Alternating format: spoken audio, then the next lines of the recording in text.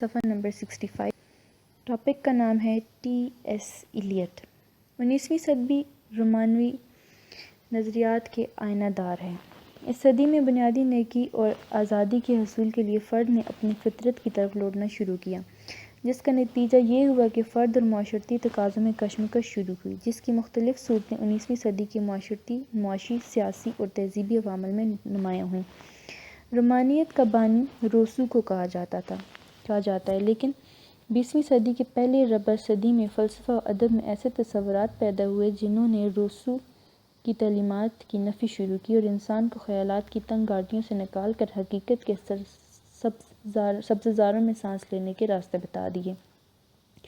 20ویں صدی کے انگریز ادب میں ٹی ایس ایلیٹ ایک نامور شاعر اور نقاد ہر حوالوں سے مشہور ہیں۔ ایلیٹ نے اس صدی کی شاعری اور تنقید، جس پر رومانیت کی چھاپ تھی، کو ایک نئے انقلاب سے روشناس کرایا۔ بعض ناقدین کے نزدیک ایلیٹ 20ویں صدی کا سب سے بڑا شاعر ہے اور نقاد ہے۔ ایلیٹ کی اس اہمیت کے پیش نظر اردو ادب میں 20ویں صدی کے دوسرے نقادوں کی نسبت وہ زیادہ مشہور معروف ہے، حتیٰ کہ اس کا ایک مضمون روایت اور انفرادی صلاحیت کا اردو زبان میں کئی مرتبہ ترجمہ بھی ہو چکا ہے۔ ہماری جدید نظم پر ایلیٹ کا گہرا اثر ہے، خصوصاً اس کی نظم دی ویسٹ لینڈ دنیا بھر کی شاعری کو جدیدیت کی طرف لانے کا پیش خیمہ بنی۔ ٹی ایس ایلیٹ 1888 میں امریکہ کے صنعتی شہر سینٹ لوئی میں پیدا ہوئے۔ یہاں اس کے والد تجارتی حلقوں میں ایک ممتاز حیثیت کے مالک تھے۔ 1910 میں سوربون یونیورسٹی پیرس میں وہ ایک ادب و فلسفہ کی تعلیم کے لیے چلا گیا۔ وہاں سے واپس آ کر اعلیٰ تعلیم کے لیے ہارورڈ یونیورسٹی آ گیا۔ 1914 میں وہ انگلستان چلا آیا۔ یہاں لندن میں ایک مشہور اشاعت گھر فیبر اینڈ فیبر سے وابستہ ہو گیا اور مرتے دم تک اس سے وابستہ رہا۔ اس کے ساتھ ساتھ مختلف رسالوں کے محبیر کے فرائض بھی انجام دیتا رہا۔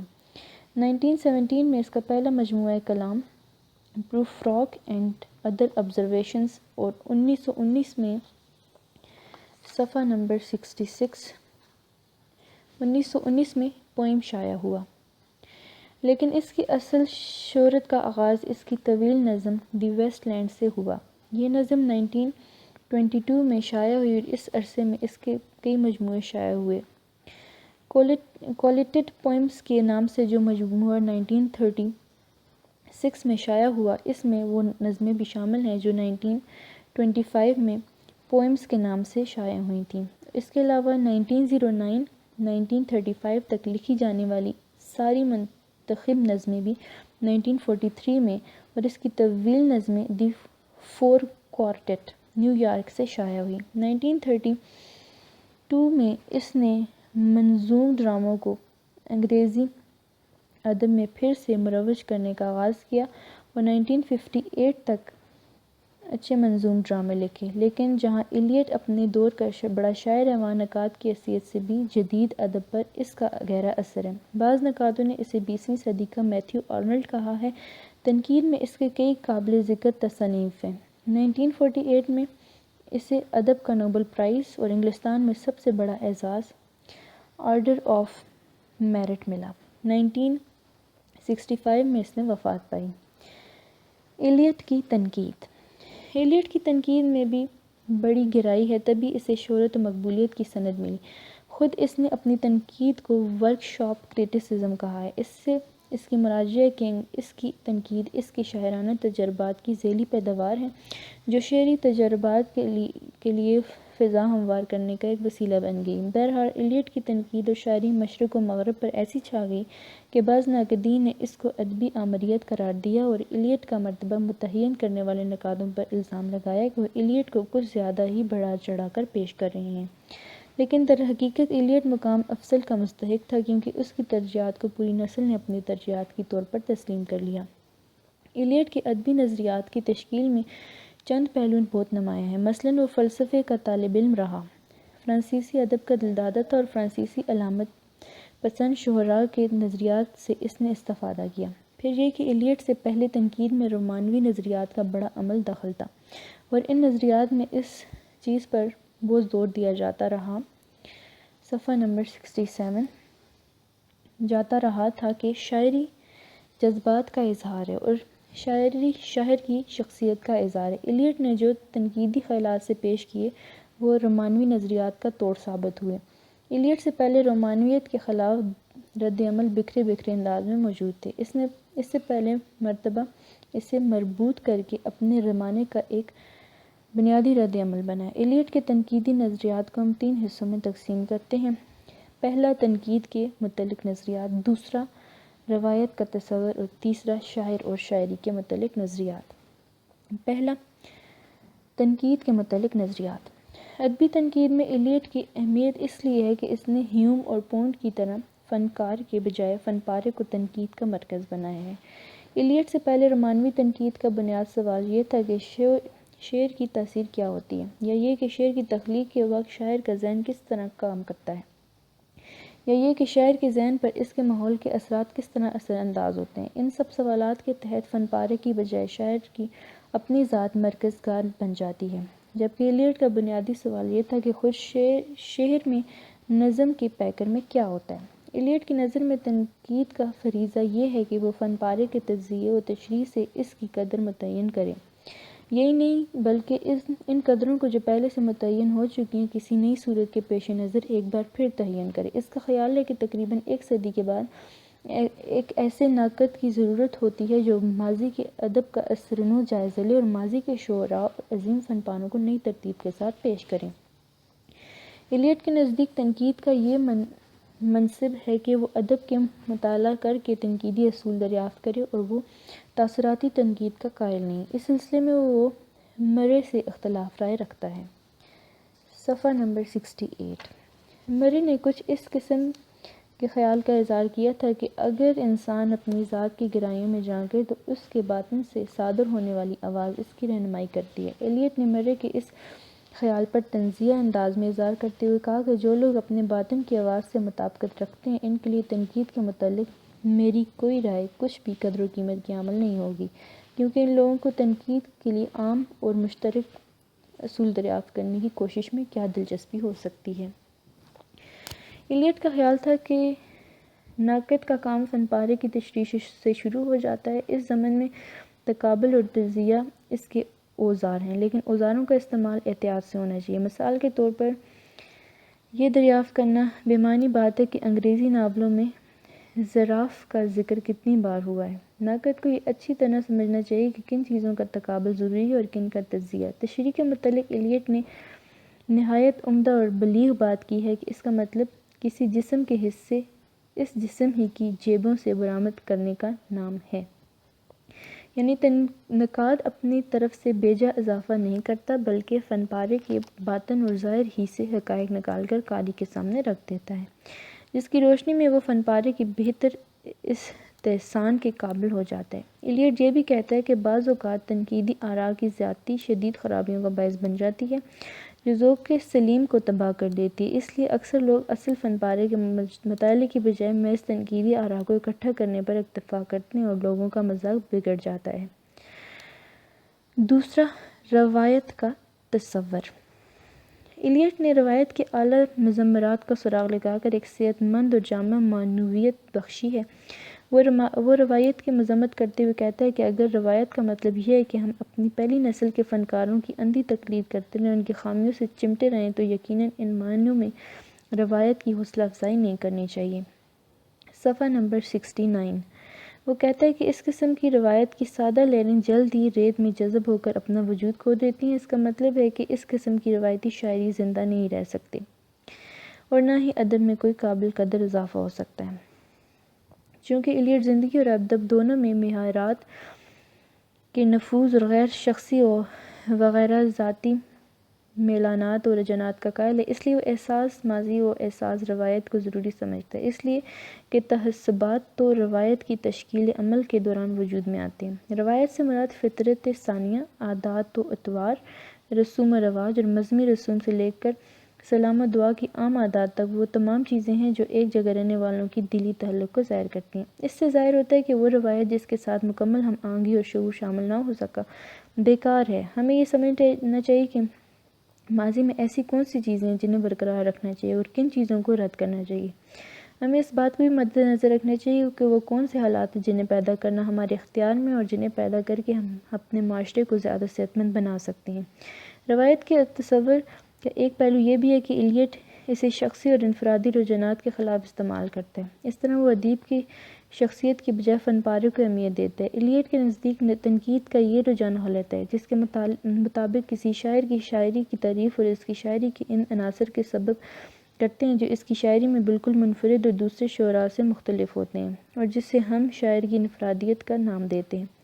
ایلیٹ کی رائے یہ ہے کہ اگر ہم کسی شاعر کے کلام کا جائزہ لیں تو ہمیں معلوم ہوگا کہ اس کے کلام کا وہ حصہ سب سے بہتر اور منفرد ہے جس میں سابقین اور ماضی کی عظیم شعراء نے اپنی لافانیت کو بھرپور طور پر جتایا ہے۔ روایت کا صحیح احساس تاریخی شعور کے بغیر ناممکن ہے۔ ایلیٹ کا خیال ہے کہ اگر کوئی شاعر 25 سال کی عمر میں شعر کہے تو اس کے لیے شاعری شعور ناگزیر ہے۔ تاریخی شعور کے معنی یہ ہیں کہ ماضی کو حال میں زندہ دیکھا جائے۔ صفحہ نمبر 70۔ یہ شعور شعراء کو مجبور کرتا ہے کہ وہ لکھتے وقت اپنے عہد کو پیش نظر نہ رکھیں بلکہ ماضی کے جھرونکوں میں بھی جھانکنے کی کوشش کریں۔ ایلیٹ کا یہ بھی تقاضا ہے کہ نئے فن پاروں کو پرانے فن پاروں کے معیارات کے مطابق پرکھنا چاہیے۔ اس کا مطلب یہ ہے کہ نئے اور پرانے فن پاروں کے تقابل سے دونوں کو ایک دوسرے کے معیار کے مطابق ناپا جائے تاکہ پرانے فن پاروں میں جو کمی رہ گئی تھی نئے فن پاروں میں اس کو کسی حد تک پورا کیا جائے، یا یہ کہ پرانے فن پارے نے اپنے عہد کے تقاضوں کو کس حد تک پورا کیا تھا اور نیا فن پارہ کہاں تک نہ صرف اپنے عہد بلکہ ماضی کے تقاضوں سے بھی عہدہ برآں ہو سکتا ہے۔ تیسرا، شاعر اور شاعری کے متعلق نظریات۔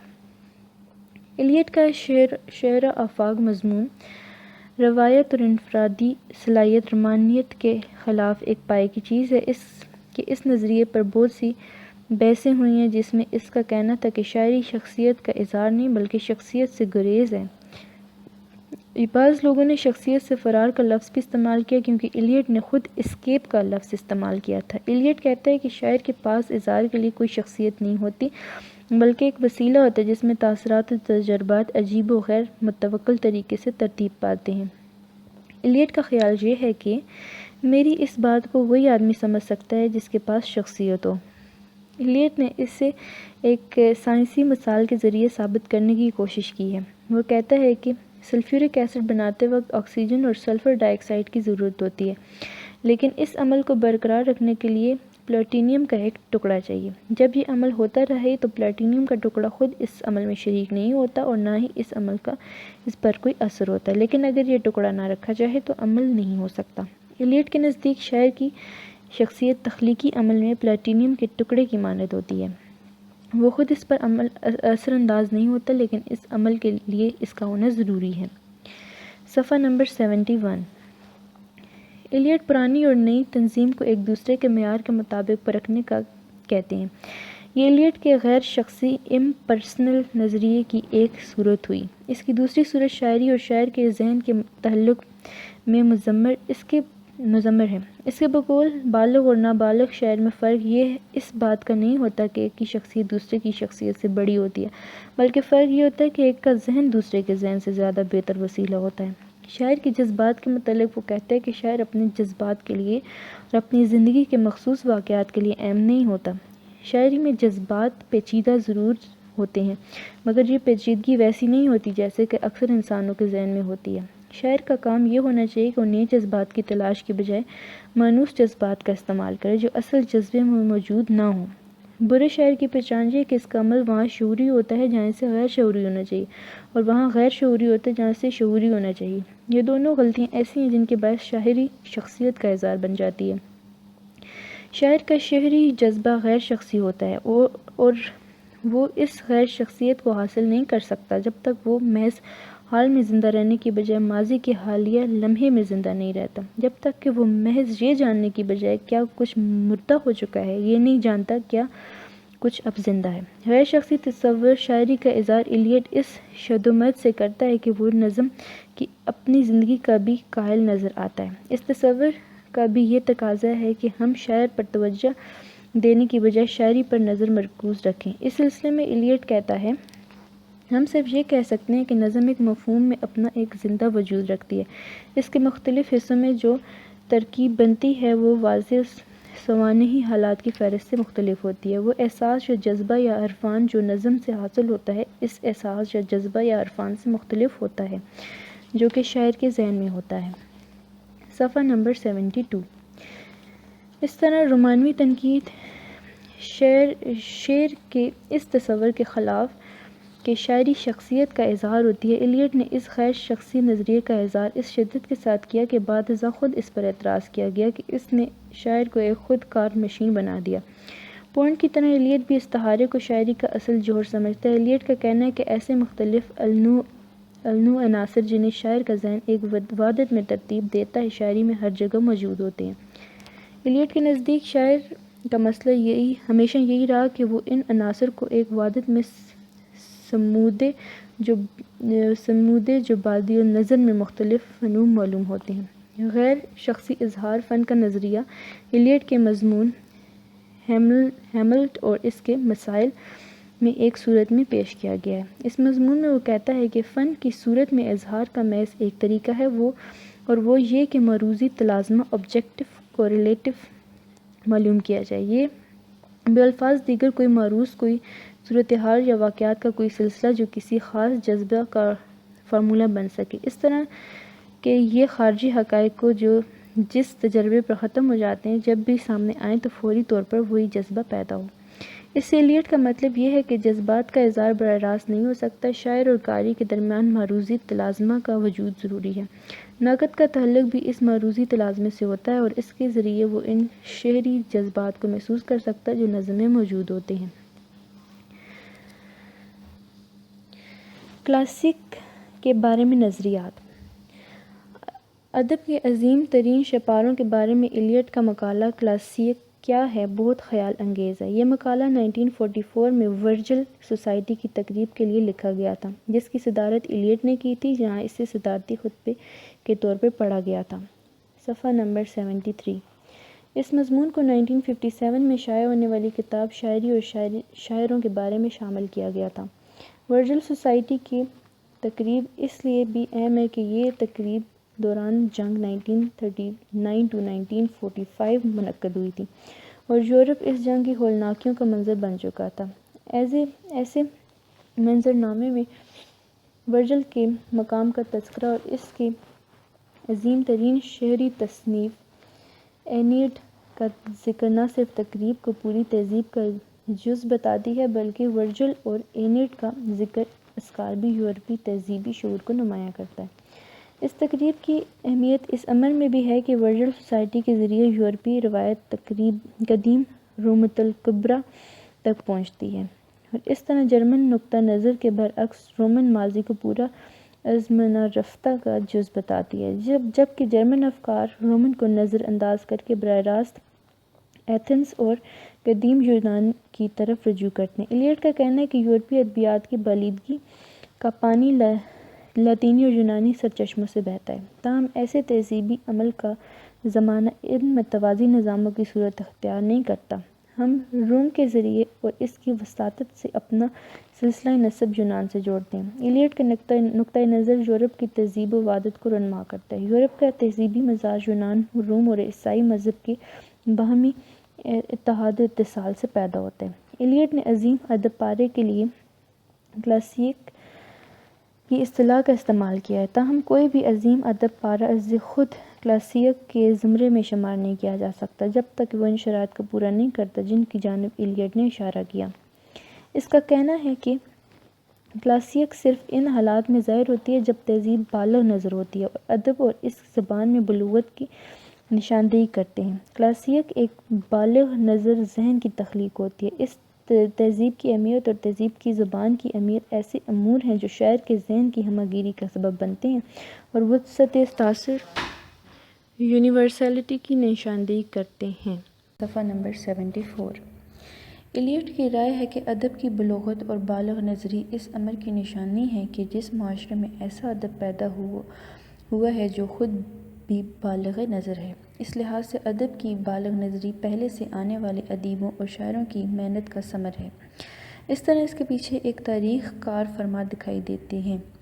یہ تاریخ واقعات کی فہرست نہیں ہوتی، اسے وقائع نگاری سے بھی نسبت نہیں دی جا سکتی، بلکہ اسے زبان کے غیر شعوری اور خیال انگیز عمل کا تسلسل گردانا جا سکتا ہے، جو اپنی حد بندیوں کے باوجود اپنے امکانات کو آشکار کرتا ہے۔ بالغ نظر معاشرہ بالغ نظر ادب کی ضمانت ہے، اور بالغ نظر ادب اپنے ارتقائی تسلسل میں شاعر کے بالغ نظر ذہن کی ضمانت ہے۔ اس امر کی وضاحت کرتے ہوئے ایلیٹ کہتا ہے کہ زبان کی بالغ نظری ذہن اور مجلسی اعتبار کی بالغ نظری کے ساتھ رونما ہوتی ہے۔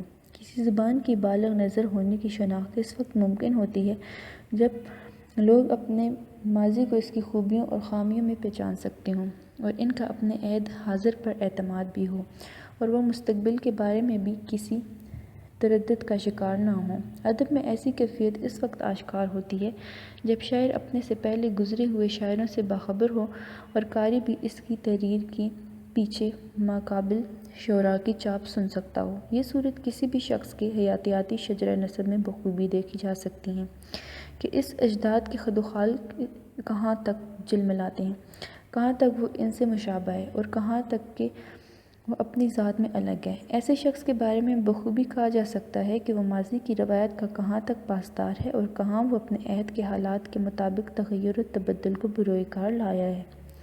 روایت ہی کے دائرۂ کار میں کسی دوسرے عہد اور زمانے کے خط و خال کہاں تک دکھائی دیتے ہیں۔ صفحہ نمبر 75۔ اس مسئلے کو مزید واضح کرتے ہوئے ایلیٹ کا کہنا ہے، کبھی کبھی یہ بھی دیکھا گیا ہے کہ وہ افراد جن کے باپ اور دادا مشہور ہوتے ہیں، شہرت زدگی کے عارضے کا شکار ہوئے ہیں۔ اس طرح ادبی شہرتوں کے بعد ادب میں ابتذال رونما ہوتا ہے۔ ادبی تاریخ میں ایسے مواقع عموماً دیکھے گئے ہیں جب شاعر صرف ماضی کو جانتے ہیں اور ان کی آنکھ ماضی ہی کو دیکھ سکتی ہے، اور ان حالات میں ایسے شاعر بھی دکھائی دیتے ہیں جو مستقبل کی خاطر ماضی سے تعلق توڑ لیتے ہیں اور انحراف کا رویہ اپناتے ہیں۔ یہ دونوں رویے غیر تخلیقی ہیں۔ روایت اور اپنے عہد کے تقاضوں کے مابین توازن کا برقرار رکھنا ہر اعتبار سے ضروری ہے۔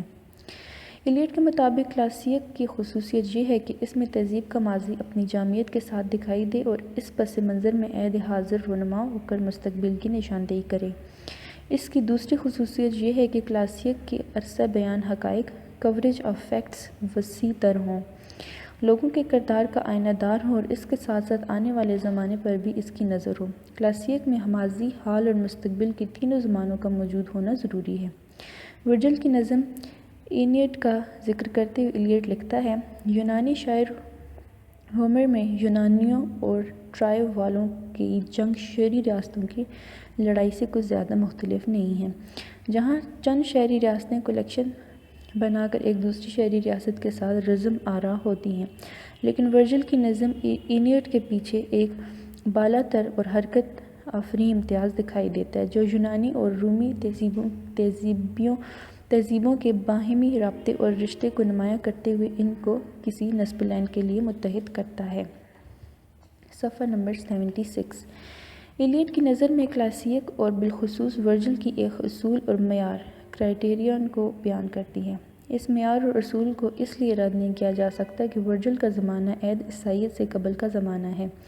اس اصول کی موجودگی میں اینیڈ کا اپنے عہد کے اعمال و افعال کے ساتھ موازنہ کرنے سے تہذیبوں کے سفر کا عمل ہوتا ہے۔ ایسے اصول کے ادراک سے حکمت و دانش پیدا ہوتی ہے جو معلومات کے ذخائر سے یقیناً مختلف ہے۔ کلاسیک کا تصور اس اصول کے بغیر ادھورا رہ جاتا ہے، جہاں اس اصول کو تہذیبی حقائق کے بطن سے رونما ہوتے نہ دکھایا گیا ہو۔ وہ دنیا جو صرف زندہ لوگوں کی دنیا ہے اور جس میں مرے ہوئے انسانوں کا کوئی وجود نہیں، ایک نامکمل دنیا ہے۔ کلاسیک مکمل دنیا کی آئینہ دار اور پاسدار ہے۔ یہ اندازہ نظر یورپ کو ایک وحدت بناتا ہے اور یورپی ادبیات کو ایک روایت میں شامل کرتا ہے۔ اس اعتبار سے ورجل سارے یورپ کا شاعر ہے۔ ایلیٹ لکھتا ہے، یورپ کی ہر زبان کا ادب عظیم ہے، لیکن اس عظمت کو الگ الگ کر کے پہچانا نہیں جا سکتا، بلکہ اسے رومتا الکبریٰ کے حوالے سے عظیم گردانا جا سکتا ہے، کیونکہ عظمت کا اصول اس مقام سے اپنی ابتدا کرتا ہے۔ میں نے اس ضمن میں ایک نئی سنجیدگی کا ذکر کیا ہے۔ یہ سنجیدگی تاریخ کو نئی بصیرت کے ساتھ دیکھنے سے حاصل ہوتی ہے۔ ایسی نئی بصیرت ورجل کی ہیرانیہ اس کے شہر روم کے ساتھ وابستگی سے واضح ہوتی ہے۔ اس بصیرت کے ساتھ اس دنیا پہ اپنے عہد کی سرحدوں میں مقیم رہتے ہوئے مستقبل کو دیکھتا ہے۔ اس نے جس مستقبل کو دیکھا وہ یورپ کی شکل میں رونما ہوا، اور اینیا اس کا مقدر یورپ میں آشکار ہوا کہ افراتفری اور طوائف الملوکی پر آزادی کو استوار کیا جا سکے۔ ڈانٹے کی رہنمائی کرتے ہوئے ورجل اس کشف کی طرف اشارہ کرتا ہے جسے وہ دیکھ سکتا تھا مگر اس میں زندگی بسر نہیں کر سکا۔ ورجل نے اس کشف کے ذریعے اپنی دنیا کو عیسائی یورپ میں بدلتے ہوئے دیکھا اور ڈانٹے سے مخاطب ہو کر کہا، پیج نمبر 77، اے فرزند، تم زمینی اور ابدی آگ کا مشاہدہ کر چکے ہو اور اب وہاں پہنچ پائے ہو جہاں سے میں اور آگے نہیں جا سکتا۔ ایلیٹ کا نظریہ کلاسیک بہت حد تک رزمیہ نظم ایپک کے تصور سے مشابہ ہے، لیکن ایپک کسی عہد کے اختتام سے زندگی حاصل کرتی ہے اور ایپک نگار ماضی کو نظم میں محفوظ کرتا ہے۔ ہومر اور ورجل کی نظمیں اس اعتبار سے ایپک کی نظم نگاری کا عالمگیر معیار بھی پیش کرتی ہیں۔ اس معیار کے مطابق یورپ میں ایپک لکھی گئی۔ انگریز میں اسپینر کی فیری کوئین کو رومانوی ایپک کہا جاتا ہے اور یہ نظم برطانیہ کے قرون وسطیٰ کے اختتام کو اپنا موضوع بناتی ہے۔ شاعر ماضی کی جانب دیکھتا ہے۔ ملٹن کی پیراڈائز لاسٹ کے بارے میں کہا گیا ہے کہ یہ نظم انگلستان میں پیورٹین عہد کے خاتمے سے ظہور پذیر ہوئی ہے۔ طور ماضی کو 17ویں صدی کے پیورٹین انقلاب کے حوالے سے بھی دیکھتی ہے اور آفاقی نقطہ نظر سے بھی ایک ایسے زمانے کو دیکھتی ہے جو تخلیق آدم، شیطان اور حبوط آدم کے بلند مرتبہ مضامین کو بیان کرتا ہے۔ یہاں تک تو ایلیٹ کا نظریہ کلاسیک انہی خطوط پر کام کرتا ہے جو ایپک کے بارے میں بھی واجب الحمل ہیں، لیکن ایلیٹ کا ذکر کرتے ہوئے جب ایلیٹ کہتا ہے کہ اس نظم میں مستقبل اور انسانی مقدر ڈیسٹنی کا حوالہ ایلیٹ کو ایپک سے جدا کرتے ہوئے اسے کلاسیک میں بدل دیتا ہے تو خیال گزرتا ہے کہ کلاسیک ایک ایسی نظم ہے جو مستقبل اور انسانی مقدر کے اصول کو ہر آنے والی نسل کے لیے قابل قبول بناتی ہے اور اس لہجے میں ہر نسل کے ساتھ ہم کلام ہونے کی صلاحیت سے بہرہ بھی ہوتی ہے۔ کلاسیک کا کمال یہ ہے کہ وہ ہر عہد اور ہر زمانے سے گفتگو کر سکتی ہے۔ ایلیٹ کی ادبی تنقید کا یہ مقولہ قابل ذکر ہے کہ نظم کی اپنی ایک زندگی ہوتی ہے اور یہ زندگی شاعر کی شخصیت کو حذف کر کے ظاہر ہوتی ہے۔ نظم کسی مذاکرے میں نہ تو شامل ہوتی ہے اور نہ اسے مناظرہ آرائی کا کوئی ذریعہ گردانا جا سکتا ہے۔ نظم کسی شے کو ثابت نہیں کرتی اور نہ حقائق کی بیان بازی سٹیٹمنٹ ہے۔ حقیقت یہ ہے کہ نظم کی زندگی کا استعارہ جسے ایلیٹ نے استعمال کیا ہے اور صفحہ نمبر 78، اور اس کا اصرار کہ شاعر کا کام نظم کی آبیاری کا ہے، ادبی خطابت کے جملے نہیں ہیں۔ کوئین کے ان استعاروں سے قاری اور نظم کا باہمی رشتہ اور ان کی ہم کلامی کا دور شروع ہوتا ہے۔ تاہم اگر نظم جاندار شے نہ ہو تو قاری کو اپنی جانب راغب نہیں کر سکتی۔ نظم کی زندگی قاری پر اثر انداز ہوتی ہے اور قاری اس کی کشش کے تحت نظم میں داخل ہوتا ہے اور نظم میں سیر و سیاحت کرتے ہوئے نظم کے اشاروں سے اپنے نتائج اخذ کر سکتا ہے۔ اس ضمن میں یہ سوال کہ نظم کیا ہے دراصل قاری کی نفسیات سے اپنے جواب اخذ کر سکتا ہے۔ نظم کے اشارے قاری کے باطن سے اپنے مطالب اخذ کرتے ہیں۔ ایلیٹ نے اپنے ادبی سفر شاعر اور نقاد کے طور پر شروع کیا تھا اور تنقید میں اس کا اپنا مقام بھی ہے، تاہم اس کی دلچسپیاں ادب میں زیادہ قائم نہ رہیں اور جدید دنیا کے بارے میں اندیشے اس کے موضوعات بنتے گئے۔ تاہم اس کی تحریروں کی مدد سے 20ویں صدی کی روح کو پہچانا جا سکتا ہے۔ ایلیٹ کی مثال کو سامنے رکھتے ہوئے یہ کہنا زیادہ صحیح ہوگا کہ تنقید ادب کے موضوعات سے ابتدا کرتی ہے لیکن اپنے عہد کے مسائل کو توجہ تک پہنچتی ہے۔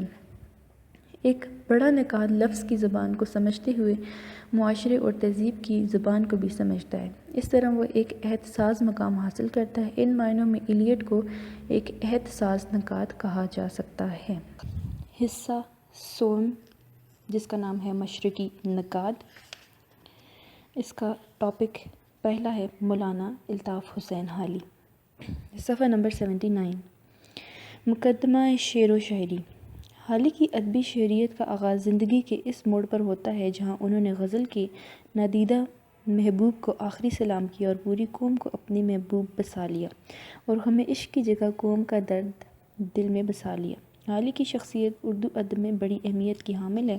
انہوں نے اردو ادب کے مختلف شعبوں میں اپنے لازوال کارناموں کے ذریعے نادر اضافے کیے ہیں۔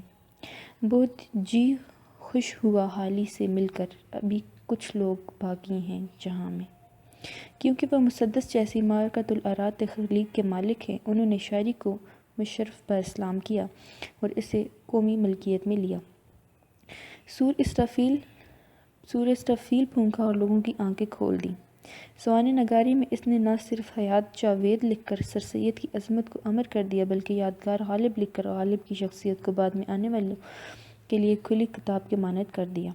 علمی مقالات اور جدید شاعری کا بانی ہونے کے ساتھ ساتھ وہ تنقید کے میدان کے بھی اولین شہسوار گردانے جاتے ہیں، جو ایک ہی جست میں اعلیٰ معیار تک پہنچ کر مقدمہ شعر و شاعری جیسی تخلیق منظر عام پر لاتے ہیں۔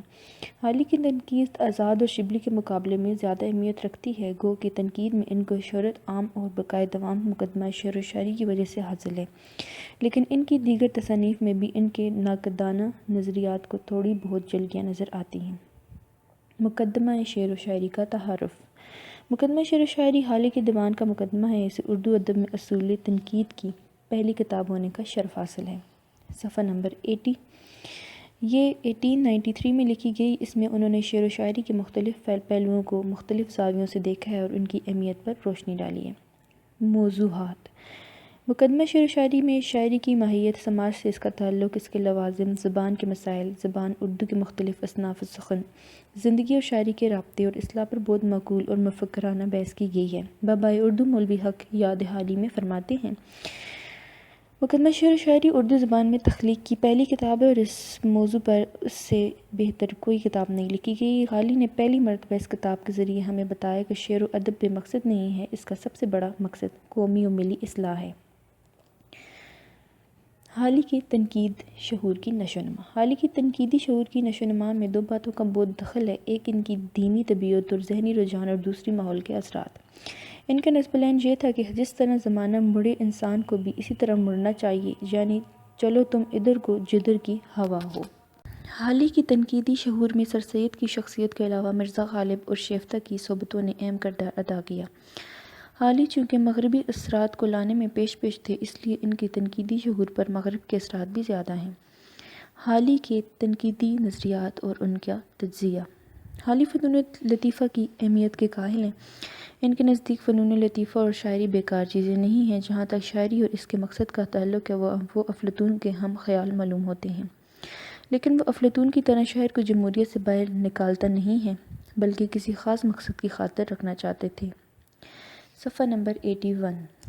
اور وہ مقصد شعر کے ذریعے سوسائٹی کو فائدہ پہنچاتا ہے۔ شاعری کا مقصد حالی نے جذبات کو برانگیختہ قرار دیا ہے اور اخلاقی پہلو پر زور دیا ہے۔ شعر کی تاثیر۔ حالی کی شخصیت بہت ہی حلیم الطبع اور شریف النفس تھی، لیکن مقدمہ شعر و شاعری میں کہیں کہیں اس بات کا احساس ہوتا ہے کہ انہوں نے بڑی سختی سے اپنے سے پہلے ہونے والی شاعری کو تنقید کا نشانہ بنایا ہے۔ حالی نے شاعری کا اثر دکھانے کے لیے جن مثالوں کا سہارا لیا ہے وہ نہایت مبہم اور سطحی ہیں۔ وہ شاعری کے اثر کے لیے کچھ اس طرح کی بات کرتے ہیں: شعر کی تاثیر کا کوئی شخص انکار نہیں کر سکتا۔ سامعین کو اکثر اس سے حزن یا نشاط، جوش یا افسردگی، غم کم یا زیادہ ضروری پیدا ہوتی ہے۔ شعر کی تاثیر کو ثابت کرنے کے لیے حالی نے جو نقطہ نظر اپنایا ہے وہ بچکانہ اور سطحی ہے، کیونکہ جس تاثیر کی وہ بات کرتے ہیں وہ شعر کا اصل مقصد نہیں ہے، اور نہ ہی شعر کا مقصد جذبات کو بھڑکانا ہے، بلکہ شاعری تو جذبات کی تعلیم و تربیت کرتی ہے۔ اخلاق۔ حالی شعر کی اخلاقی پہلو پر زور دیتے ہیں، اس لیے وہ ملٹن کے خوشہ چیں ہیں۔ فرماتے ہیں، شعر اگرچہ براہ راست علم الاخلاق کی طرح تلقین اور تربیت نہیں کرتا، لیکن ازرو انصاف ان کو علم اخلاق کا نائب قائم مقام کہہ سکتے ہیں۔ حالی اردو ادب میں اخلاق پر رائے دینے والے لوگوں کے پیش رو ہیں۔ اس سلسلے میں انہوں نے انگریزی تنقید سے لائی ہوئی کچھ اہم باتوں کی ترجمانی کی ہے۔ جہاں تک شاعری میں اخلاقی اثر کا تعلق ہے، اس سے انکار نہیں کیا جا سکتا، اور حالی بڑی خوبصورتی سے شعر کے اخلاق اثر کی وضاحت کرتا ہے۔ حالی کے یہ جملے بہت اہم ہیں: شاعری کا یہ اثر محض عقل کے ذریعے سے نہیں بلکہ زیادہ تر ذہن و ادراک کے ذریعے سے اخلاق پر ہوتا ہے۔ بس ہر قوم اپنی ذہن کی بلندی کے مواقع شعر سے اخلاق فاضلہ انتساب کرتا ہے۔ صفحہ نمبر 82 مقصدیت۔ حال ہی کی تمام شاعری اور تنقید پر مقصدیت حاوی ہے، مگر جو اخلاقی پابندیاں وہ شاعری کے لیے لازمی قرار دیتے ہیں وہ فن کو شدید ٹھیس پہنچاتی ہے۔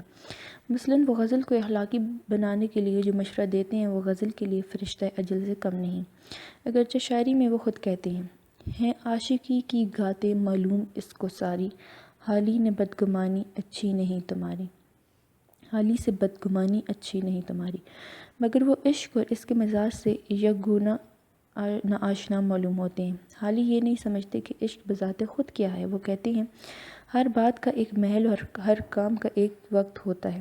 عشق و عاشقی کی ترنگیں اقبال مندی کے زمانے میں زیبا تھی اور اب وہ زمانہ گزر گیا، عیش و عشرت کی راتیں کٹی اور صبح نمودار ہوئی۔ عزیز طلبہ، یہ آڈیو ریکارڈنگ آپ کے لیے ہیومینیٹیرین ڈیولپمنٹ آرگنائزیشن ایبٹ آباد کے ذریعے اہتمام کی گئی۔ ہیومینیٹیرین ڈیولپمنٹ آرگنائزیشن ایبٹ آباد 2011 سے اپنی مدد آپ کے تحت صحت، تعلیم اور معاشی خود مختاری کے شعبوں میں بہتری کے لیے کوشاں ہے۔ ادارہ نے نہ صرف خیبر پختونخوا بلکہ ملک بھر کے نابینا طلباء کی تعلیمی مشکلات اور رکاوٹوں کو دور کرنے کے لیے FA تا ماسٹرز لیول کی نصابی کتب اور کورسز، جن میں علامہ اقبال اوپن یونیورسٹی کے کورسز بھی شامل ہیں، کو آڈیو ریکارڈنگ میں منتقل کرنے کا اہتمام کیا ہے تاکہ نابینا طلباء اعلیٰ تعلیم تک رسائی حاصل کر کے ملک و قوم کی ترقی اور خوشحالی میں اپنا بھرپور کردار ادا کر سکیں۔ یہ تمام آڈیو ریکارڈنگز نابینا طلباء کو بالکل مفت فراہم کی جا رہی ہیں۔ نابینا طلباء کے علاوہ دیگر طلباء بھی اس تعلیمی سہولت سے استفادہ کر سکتے ہیں۔ ہیومینیٹیرین ڈیولپمنٹ آرگنائزیشن ایبٹ آباد، ای میل HDOATD@gmail.com، ویب سائٹ HDORG.net، رابطہ نمبر 03459541 یعنی 0345 95 41 838۔ صفحہ نمبر 82 جاری ہے۔ حال ہی کے اس بیان سے معلوم ہوتا ہے کہ وہ عشق کے دائمی قدر سے ناواقف ہیں، اس لیے وہ یہ نہیں جانتے کہ روحانیت جو اخلاق سے بالاتر ہے ہمارے ہاں عشقیہ شاعری کے ذریعے پروان چڑھتی ہے۔ حال ہی کو اردو تنقید کے افق پر ستارہ صبح کی حیثیت حاصل ہے۔ وہ پہلے شخص ہیں جس نے یہ ضروری سمجھا کہ شعر کی حیثیت اور شاعر بننے کے لیے جو قدریں درکار ہیں ان کو کسی قدر تفصیل کے ساتھ بیان کیا جائے۔ یہ ایک انہوں نے نئی شاعری کی بنیاد ڈالی اور پرانی شاعری کی اصلاح کرنے کے لیے کہی۔ انہوں نے ہی سب سے پہلے زبان و بیان کے علاوہ فکر و خیال کے فطری ہونے پر زور دیا۔ اچھی شاعری کے لیے 3 شرطیں۔ پہلی، تخیل کی جو تعریف حالی نے کی ہے اس سے ثابت ہوتا ہے کہ شاید ان کی نظر سے کولرج کے نظریات گزرے ہیں۔ صفحہ نمبر 83 تخلیق کے بارے میں حالی کے الفاظ یہ ہیں: تخلیق ایسی قوت ہے کہ معلومات کا ذخیرہ جو تجربے یا مشاہدے کے ذریعے ذہن میں پہلے سے مہیا ہوتا ہے، یہ اس کو مقرر ترتیب دے کر ایک نئی صورت بخشتی ہے۔ حالی ایک طرف تو شاعری کو نقالی کا قرار دیتا ہے، دوسری طرف تخیل کو معلومات کا ذخیرہ کہتے ہیں۔ یہ 2 متضاد باتیں ہیں، وہ فینٹیسی اور امیجن میں فرق نہیں کرتے۔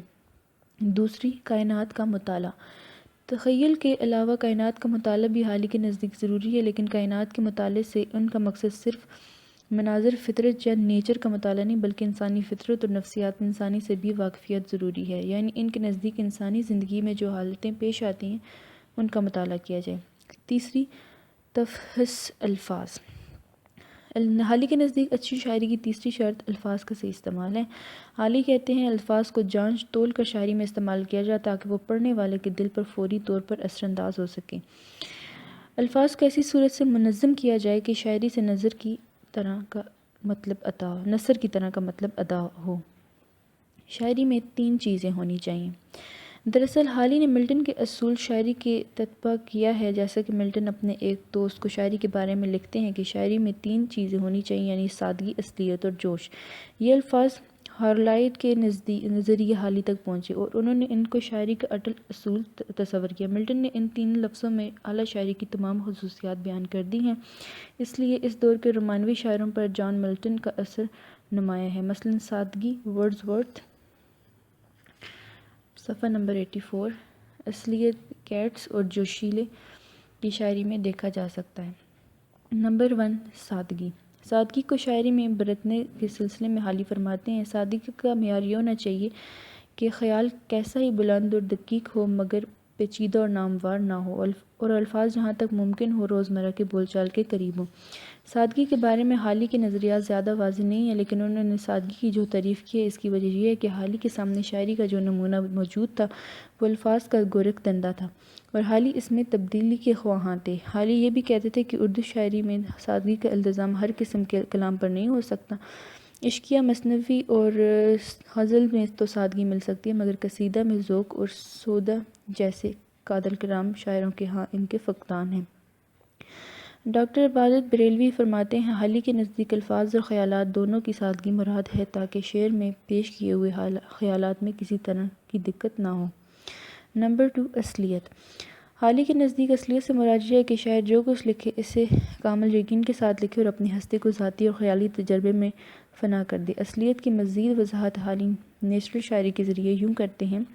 نیچرل شاعری سے وہ شاعری مراد ہے جو لفظاً و معناً دونوں حیثیتوں سے نیچر یعنی فطرت یا عادات کے موافق ہو۔ نیچر سے موافق ہونے کا مطلب ہے کہ شعر میں ایسی باتیں بیان کی جائیں جیسے کہ ہمیشہ دنیا میں ہوا کرتی ہیں یا ہونی چاہیے۔ حالی کا یہ تصور بھی ذرا مبہم سا نظر آتا ہے کیونکہ شاعری امکانات کی دنیا سے آباد ہے۔ صفحہ نمبر 85۔ حالی یہ کہنا چاہتا ہے کہ شاعر امکانات کی دنیا سے منہ موڑے اور صرف اخلاق کا دامن ہاتھ میں لیے بتاتا پھرے کہ دنیا میں ناانصافیاں، نامواریاں اور زیادتیاں نہیں ہونی چاہیے۔ اس طرح وہ صرف ایک ہی مقصد پورا کر سکتا ہے، یعنی اخلاق کی تدریسی۔ حالی اصلیت کے لیے 5 چیزیں بتاتا ہے۔ پہلی، جس بات پر شعر کی بنیاد رکھی جائے وہ حقیقت پر موجود ہو۔ دوسری، وہ خیال لوگوں کے عقیدے کے مطابق ہو، مثلاً 19 کے مرثیے۔ تیسری، شاعروں کے خیال کے مطابق ہو۔ چوتھی، سامعین کے خیال میں اس طرح ہو جس طرح شاعر بیان کرے۔ پانچویں، شاعر نے اصلیت پر کس قدر اضافہ کیا۔ نمبر 3، جوش۔ جوش کا مطلب یہ ہے کہ الفاظ ایسے مؤثر اور مضمون ایسا بے ساختہ ہو کہ جس سے معلوم ہو کہ شاعر نے اپنے ارادے سے یہ مضمون نہیں باندھا بلکہ خود بخود مضمون کی شدت نے شاعر کو مجبور کیا ہے کہ وہ تخلیق کے عمل سے گزرے۔ جوش سے مراد یہ نہیں کہ کلام میں بلا ضرورت زوردار اور جوشیلے الفاظ کو جگہ دی جائے۔ ممکن ہے کہ الفاظ نرم و ملائم اور دھیمے ہوں لیکن ان میں حد درجے کا جوش چھپا ہو۔ حالی نے جوش کو بیان کرتے ہوئے آمد اور شدت جذبے کو ملایا۔ حالی نہ صرف زوردار الفاظ سے جوش کی ادائیگی کی مذمت کرتے ہیں بلکہ نرم و ملائم الفاظ میں بیان کی شدت کا بھی ذکر کرتے ہیں۔ مثلاً میر کا یہ شعر نرم الفاظ میں جوش بیان کی عمدہ مثال ہے۔ ہمارے آگے تیرا جب کسو نے نام لیا، دل ستم زدہ کو ہم نے تھام لیا۔ یا غالب کا یہ شعر، ابن مریم ہوا کرے کوئی، میرے دکھ کی دوا کرے کوئی۔ Page number 86۔ حالی کے خیال میں شاعری سوسائٹی کے تابع ہوتی ہے، ان دونوں کا چولی دامن کا سانوت ہوتا ہے۔ عموماً شاعری سوسائٹی سے متاثر ہوتی ہے اور ساتھ ہی ساتھ شاعری کا اثر سوسائٹی پر بھی پڑتا ہے۔ حالی کا یہ نظریہ اردو ادب میں بالکل نیا ہے۔ اس سے ظاہر ہوتا ہے کہ مغرب کے اثرات اور وہاں کے تنقیدی نظریات نے حالی کو اس قسم کے خیالات قائم کرنے اور پیش کرنے پر مجبور کیا۔ وہ یہاں صرف میکال اور ملٹن کا ذکر کرتے ہیں، چونکہ وہ خود انگریزی نہیں جانتے اس لیے یہ ممکن ہے کہ مذکورہ حضرات کے نظریات کسی اور کے ذریعے ان تک پہنچے ہوں، لیکن یہاں حالی کی بات سے اس طرح اختلاف کیا جا سکتا ہے کہ شاعری سوسائٹی کی تابع نہیں ہوتی بلکہ شاعر خود معاشرے کا ایک اہم فرد ہے جو کائنات میں سچائی کو تلاش کرتا ہے۔ شعر کے لیے وزن ضروری ہے یا نہیں؟ مقدمہ شعر و شاعری میں حالی لکھتے ہیں کہ شعر کے لیے وزن اس طرح ضروری ہے جس طرح راگ کے لیے بول، جس طرح مغرب میں وزن کی شرط پوئٹری میں نہیں بلکہ نظم کے لیے۔ حالیہ قافیہ، ردیف اور وزن کو اتنی اہمیت نہیں دیتے کیونکہ وہ شاعری کو قافیہ پیمائی بتانا نہیں چاہتے، البتہ وہ اس بات کو مانتے ہیں کہ وزن سے شعر کا اثر بڑھتا ہے۔ شعر کے متعلق وہ کہتے ہیں کہ جو خیال غیر معمولی اور نرالے الفاظوں کے ذریعے ادا کیا جائے جس کو سن کر سامع کا دل خوش یا متاثر ہو، وہ شعر ہے۔ خیال ان کے نزدیک سب سے زیادہ اہمیت رکھتا ہے۔ وزن اور قافیے کے بارے میں وہ لکھتے ہیں، وزن اور قافیہ جس پر ہماری موجودہ شاعری کا دارمدار ہے، اس لیے اس میں کوئی خصوصیت نہیں پائی جاتی جس پر شعر کا اطلاق کیا جا سکے، اور یہ دونوں شعر کی ماہیت سے خارج ہیں۔ قصیدہ مثنوی مرثیہ پر رائے۔ حالی قصیدہ مثنوی اور مرثیہ پر بھی بحث کرتے ہیں۔ قصیدہ اور مرثیہ میں وہ مبالغے کو ختم کرنا چاہتے ہیں، پیج نمبر 87، اور اس کی جگہ خلوص کو دینے پر زور دیتے ہیں۔ مثنوی کے بارے میں حالی نے اگرچہ سرسری بحث کی، لیکن یہ بحث مفید ہے۔ اس صنف کے بارے میں ان کا نقطہ نظر یہ ہے کہ مثنوی اصناف سخن میں سب سے مفید اور کارآمد صنف ہے۔ مثنوی کے متعلق ان کی پوری بحث نہایت دلچسپ ہے اور اس صنف پر ان کی تنقید کی بنیاد مستحکم ہے۔ وہ کہتے ہیں کہ مثنوی میں مافوق الفطرت عناصر کی بجائے حقیقت نگاری ہونی چاہیے۔ حالی کی تنقید کی خامیاں۔ حالی واقعی ہی بہت بڑے نکات تھے، ان کی سائنٹیفک نکات اور کا اعتراف بہت لوگ کرتے ہیں، لیکن اس کے باوجود حالی کی تنقید میں چند خامیاں موجود ہیں۔ نمبر 1، حالی سر سید کی طرح مغرب زدہ تھے، انہیں مغرب میں خوبیاں نظر آئیں، وہ مغربی ادب میں بہت سی خوبیاں دیکھتے، لیکن انگریزی زبان سے ناواقفیت کی وجہ سے انگریزی ادب سے پوری طرح استفادہ حاصل نہ کر سکے۔ انہوں نے صرف ملٹن اور مکالے کی نظریات پر قناعت کی ہے، حالانکہ یہ بات صاف ظاہر ہے کہ ملٹن اور مکالے نقادات ادب کی حیثیت سے کوئی بلند مقام نہیں رکھتے اور ان کے نظریات و خیالات میں خود سطحیت ہے۔ نمبر 2، کریم الدین احمد اردو تنقید پر ایک نظر میں لکھتے ہیں کہ ملٹن نے شاعری کے لیے ایک ضروری شرط سینسیشنس ہی قرار دی ہے۔ حالی نے اس کا ترجمہ اصلیت کیا ہے۔ حالی کا یہ خیال ہے کہ شاعری کے لیے اصلیت ضروری ہے، اپنی جگہ صحیح ہے، لیکن اصلیت سے سینسیشنس کا مفہوم ادا نہیں ہوتا۔ کلیم الدین نے تو یہاں تک کہہ دیا کہ اس جملے کا مطلب میری سمجھ سے باہر ہے۔ نمبر 3، حالی عربی ادب سے پوری طرح واقف تھے اور انہوں نے اپنی تنقید نظریات کو پیش کرتے ہوئے چند عربی شاعروں اور نقادوں کے اقوال کو بھی نقل کیے ہیں، لیکن اس سے کوئی فائدہ حاصل نہیں کیا۔ نمبر 4، کتاب کے آخر میں حالی اپنے آپ پر بے اعتمادی کا اظہار کرتے ہوئے لکھتے ہیں کہ پیج نمبر 88 کہ ہم نے شاعری کے بارے میں جو رائے دی ہے اس کو تسلیم نہ کیا جائے، اگر کوئی بات ناگوار گزرے تو ہم نہایت ادب سے معافی کے خواہاں ہیں، حالانکہ نقاد کو اس قسم کی باتیں زیب نہیں دیتی۔ حالی کے تنقید میں انفرادیت موجود ہے، جس کی وجہ سے ان کی تنقیدی خامیاں بڑی حد تک پس منظر میں چلی گئی ہیں۔ نقادوں کی آراء۔ نمبر 1، پروفیسر احتشام حسین۔ مقدمہ شعر و شاعری چاہے تنقید کا ایک بے داغ کارنامہ ہو، لیکن حالی کے فن و فکر کی ایک بے مثال دستاویز ضرور ہے۔ نمبر 2، ڈاکٹر عابد حسین۔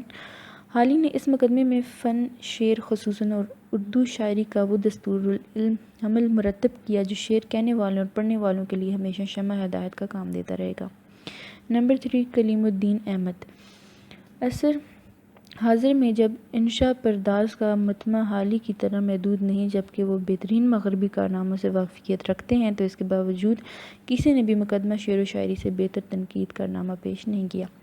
مقدمہ شعر و شاعری کے مطالعے سے یہ بات ظاہر ہوتی ہے کہ حالی اردو شاعری کو دل فریبی اور تفنن طبع کے رنگ و بو سے نکال کر قومی تعمیر و ترقی کا ذریعہ بنانا چاہتے تھے۔ مقدمہ شعر و شاعری اردو شعر ادب اور تنقید میں خشت اول کی حیثیت رکھتی ہے۔ اس مقدمے پر اردو شاعری اور تنقید کی فلک بہت سمارت کھڑی ہے۔